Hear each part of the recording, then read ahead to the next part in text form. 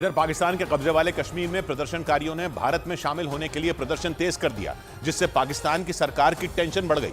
बेकाबू हालात ने पाकिस्तान की सरकार के पसीने ऐसे छुड़ाए कि वहां सेना के 20,000 जवान तैनात करने पड़ गए और तो और वहां इंटरनेट भी बंद कर दिया गया। लेकिन इन सारी पाबंदियों को मुंह चिढ़ाते हुए हजारों की संख्या में शिया समुदाय के लोग सड़कों पर उतर आए, जिन्होंने बुलंद आवाज में भारत में शामिल होने की मांग की। गिलगित बाल्टिस्तान से आई प्रदर्शन की इन तस्वीरों ने दिखा दिया कि पाकिस्तान में रहने वाले करीब 8 लाख शिया मुसलमानों का पारा चढ़ा हुआ है। वो पाकिस्तान के साथ नहीं रहना चाहते और अपनी इस जिद को मनवाने के लिए वो गिलगित बाल्टिस्तान की सड़कों पर उतर आए। गिलगित बाल्टिस्तान में शिया समुदाय इसलिए भड़का क्योंकि करीब 10 दिन पहले उनके एक धर्मगुरु आगा बाकिर अल हुसैनी को गिरफ्तार कर लिया गया था, जिसके बाद वहां प्रदर्शन की आग भड़क उठी और लोग भारत में शामिल होने के लिए सड़कों पर आ गए और स्कर्दू कारगिल हाईवे खोलने की मांग करने लगे। गिलगित बाल्टिस्तान में प्रदर्शन करने वालों ने खुलेआम ऐलान कर दिया कि वो पाकिस्तान की सेना का जुल्म बर्दाश्त नहीं करेंगे। इस दौरान उन लोगों ने करगिल चलो जैसे नारे भी लगाए और स्कर्दू कारगिल हाईवे खोलने की मांग पर अड़ गए। हमें नहीं जाना तुम्हारे मुल्क में, खोलो करगिल का रास्ता, खोलो हमारा तारीखी रास्ता। स्कर्दू करगिल हाईवे करीब 126 किलोमीटर लंबा रास्ता है जो गिलगित बाल्टिस्तान के स्कर्दू शहर से एलओसी तक जाता है। 1948 से पहले ये रास्ता करगिल तक जाता था, लेकिन बाद में ये बंद कर दिया गया। लेकिन पाकिस्तान के कब्जे वाले कश्मीर में सड़कों पर उतरे हजारों प्रदर्शनकारी यही रास्ता पार करके भारत में शामिल होना चाहते हैं, क्योंकि उन्हें पाकिस्तान की सरकार और सेना पर रत्ती भर भरोसा नहीं रहा। इस बीच पाकिस्तान में एक बार फिर मस्जिदों से चर्चों पर हमले का ऐलान हो गया। पाकिस्तान के लाहौर में रहने वाले ईसाई समुदाय के लोगों ने आरोप लगाया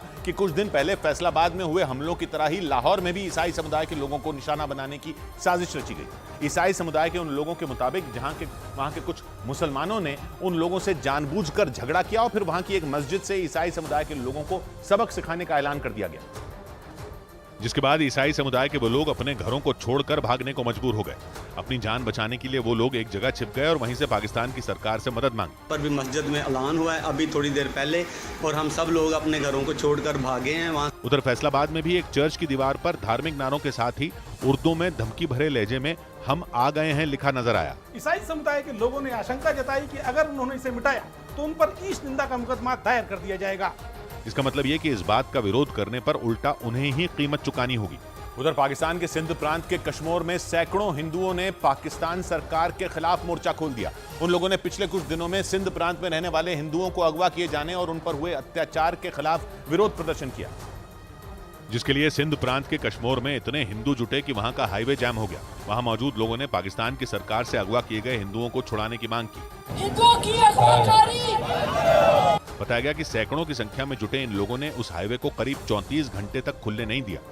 इस बीच पाकिस्तान में बिजली और पेट्रोल के बाद जब चीनी के दाम आसमान पर पहुंच गए, वहां बढ़ती महंगाई की वजह से चीनी की कीमत रिकॉर्ड ऊंचाई पर पहुंच गई। पाकिस्तान के लोगों ने आरोप लगाया कि वहां की सेना ने पर्दे के पीछे से पाकिस्तान की कमान अपने हाथ में ले ली, जिसके बाद वहां रोजाना इस्तेमाल होने वाली चीजों के दाम अचानक बढ़ गए और खासतौर पर चीनी के दाम तो इतने बढ़ गए कि उसने वहां दूध और आटे की कीमत को भी पछाड़ दिया। पाकिस्तानी अखबार द न्यूज की एक रिपोर्ट के मुताबिक वहां चीनी का दाम 205 पाकिस्तानी रुपए प्रति किलो हो गया। वहीं दूध पाकिस्तान के कई शहरों में 165 से लेकर 200 पाकिस्तानी रुपए प्रति लीटर में मिलने लगा। वहां 1 किलो आटे की कीमत 180 पाकिस्तानी रुपए हो गई।